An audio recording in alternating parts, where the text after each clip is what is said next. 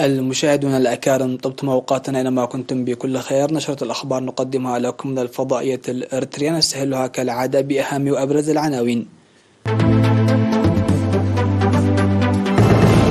تطور الخدمات الصحية المقدمة لمرضى السل.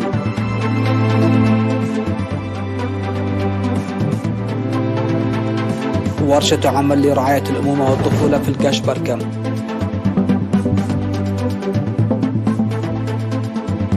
دعم مريضات الناسور في مندفرة.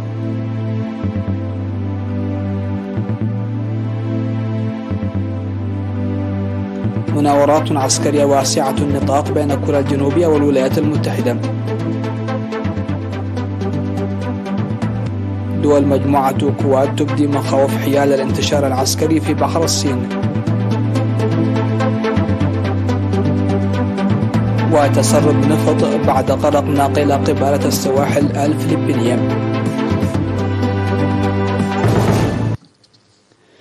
أهلا بكم إلى تفاصيل النشرة.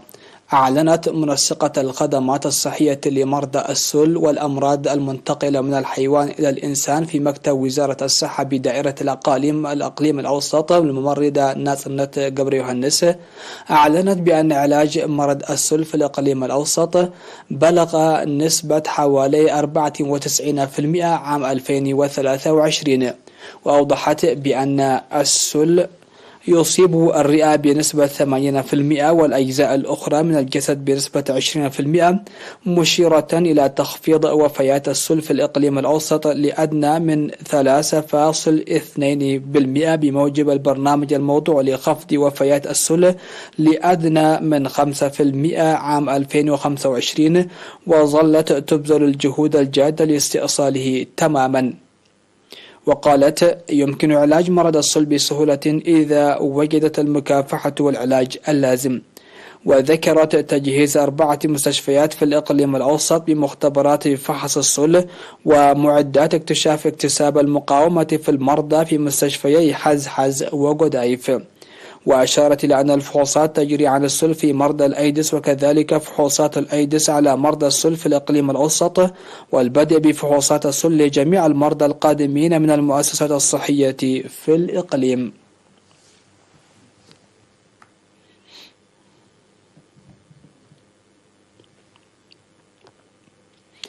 نظم الاتحاد الوطني للمرأة في إقليم الكاشبركة ورشة عمل من 28 من فبراير المنصرم وحتى 2 من مارس في بارنتو حول العادات الضارة بصحة الأمومة والطفولة.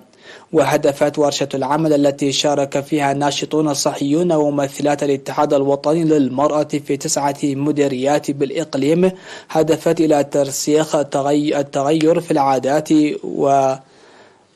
ووضعات صحة الأسرة والمرأة.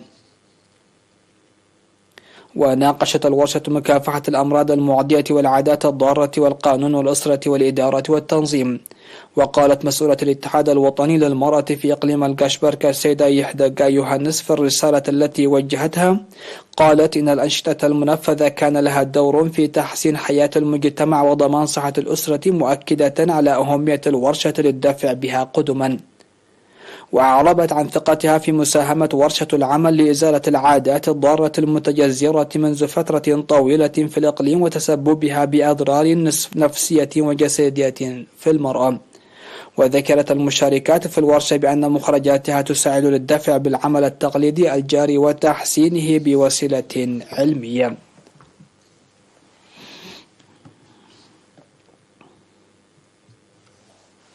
عقد قسم التجارة والصناعة في إقليم شمال البحر الأحمر اجتماعا في 1 من مارس بحث فيه رقابة الأسعار وسلامة المواد الاستهلاكية. وقدمت مسؤولة التجارة في القسم السيدة مسعودة حمد في الاجتماع الذي شارك فيه أصحاب المتاجر، قدمت تعليمات وقوانين التجارة وتصاريح العمل التجاري والمواضيع المرتبطة به وعدم احترام القانون وتأثيره. وذكر المدير التنفيذي في إدارة مدينة عصب السيد تولد تسفازقي القيام بالمراقبة اللازمة للأنشطة التجارية غير القانونية وارتفاع الأسعار، مشيرا إلى أن انتهاك القانون يؤدي إلى معاقبة ابتداء من الغرامة المالية إلى تجميد التصريح التجاري. وطالب الاجتماع لإعادة النظر في إغلاق المتاجر من وحدة النظام والقانون دون علم فرع التجارة والإبلاغ المسبق للوقت المحدد لتجديد الرخص التجارية.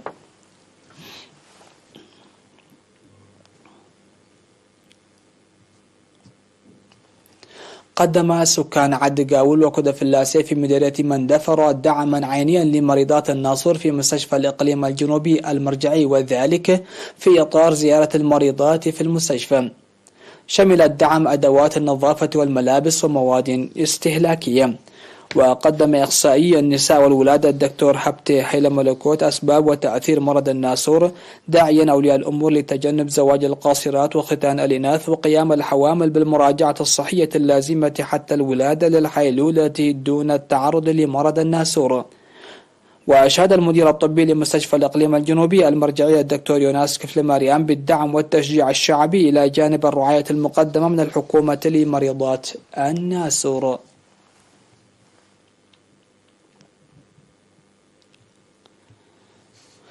تم في مديرية قلعلو تقييم الأنشطة المنفذة لتعزيز المشاركة الشعبية في برامج التنمية. وقدم سكرتير الجبهة الشعبية للديمقراطية والعدالة في إقليم شمال البحر الأحمر السيد رزاني أدوناي في الاجتماع توضيحا بشأن القضايا السياسية والاجتماعية والاقتصادية والأمنية وأوضاع دول الجوار، مؤكدا تنفيذ برامج مرضية عام 2022، مشددا على أهمية تنسيق جميع الجهات للعمل المضاعف في المرحلة الجديدة. وأوضح مسؤول الشؤون السياسية السيد أحمد جعفر ومسؤول الشؤون التنظيمية السيد أحمد عبد القادر البرامج المنفذة بالإشارة إلى المميزات والقصور وبرامج هذه السنة. وطالب الاجتماع العمل لحل مشكلات المياه والمواصلات والدفع بأنشطة التشجير ومكافحة قطع الأشجار.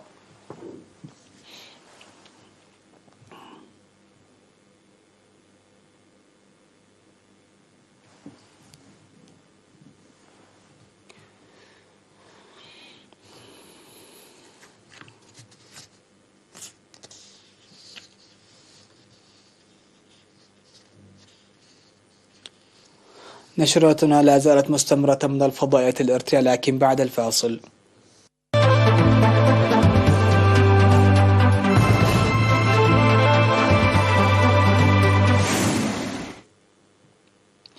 أهلا بكم. على الصعيد العالمي، قال مسؤولون إن الولايات المتحدة وكوريا الجنوبية ستجريان مناورات عسكرية واسعة النطاق لأكثر من 10 أيام في مارس، بما في ذلك عمليات إنزال برمائية حسب ما قال مسؤولون من البلدين. وقال الجيشان في بيان صدر في مؤتمر صحفي في سول إن المناورات التي تحمل عنوان درع الحرية ستعقد في الفترة من 13 إلى 23 من مارس لتعزيز الموقف الدفاعي المشترك للبلدين. وقالت وزارة الدفاع الكورية الجنوبية في بيان إن الجيشين أجريا تدريبات جوية مشتركة مع قاذفة أمريكية بعيدة المدى من طراز B-1B على الأقل، ومقاتلات كوريا الجنوبية من طراز F-15K و KF-16. وأثارت مثل هذه التدريبات في الماضي ردود فعل حادة من كوريا الشمالية، بما في ذلك تجارب صاروخية وتهديدات نووية. وتقول كوريا الشمالية أن مثل هذه التدريبات العسكرية المشتركة دليل على أن الولايات المتحدة وحلفاؤها معادون ومصممون على تغيير الأنظمة في كوريا الشمالية. أعربت الولايات المتحدة واليابان والهند واستراليا عن مخاوفها بشأن الانتشار العسكري في المياه المحيطة بالصين في ظل التوتر المخيم بين بكين وواشنطن.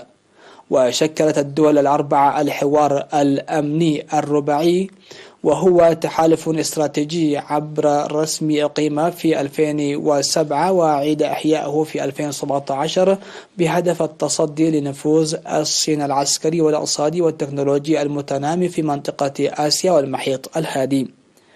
وعقد وزراء خارجية دول الكواد اجتماعا شارك فيه وزير الخارجية الأمريكي أنتوني بلينكن على هامش الاجتماع الوزاري لمجموعة ال20 في نيودلهي. وشدد التحالف في إعلان مشترك أصدرته الهند على أهمية احترام القانون الدولي في بحري الصين الشرقي والجنوبي للاطلاع بالتحديات بوجه النظام البحري القائم على قواعد.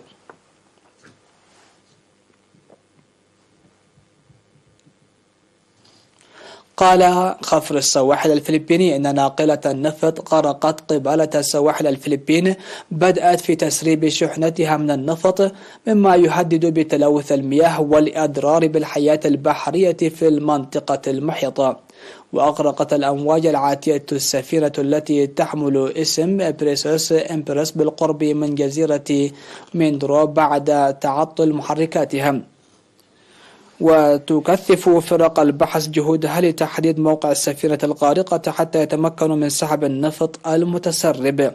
وقال خفر السواحل الفلبيني في البداية أن الوقود الذي تم رصده على سطح البحر هو وقود الديزل المستخدم لتشغيل السفينة وليس حمولتها النفطية، ولكن يبدو أن حمولة السفينة قد بدأت في التسرب إلى المياه الآن.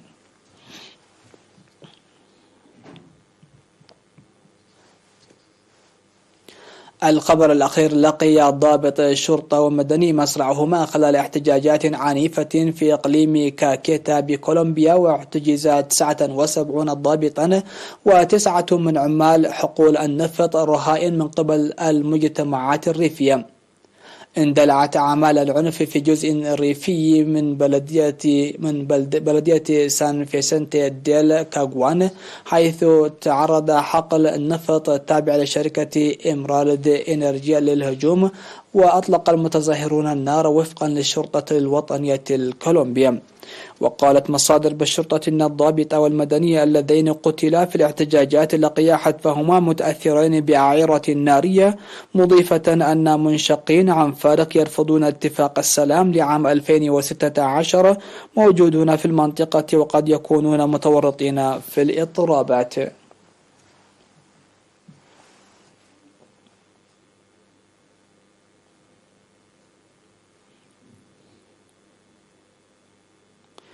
مشاهدينا، نهاية النشرة، إليكم أهم ما جاء فيها. تطور الخدمات الصحية المقدمة لمرضى الناسور.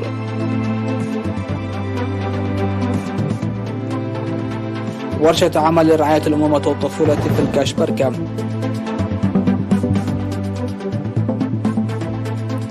دعم مريدات الناسور في مندفرة.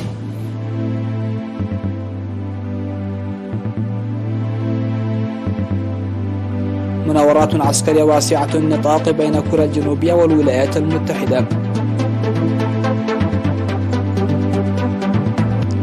دول مجموعة كواد تبدي مخاوف حيال الانتشار العسكري في بحر الصين.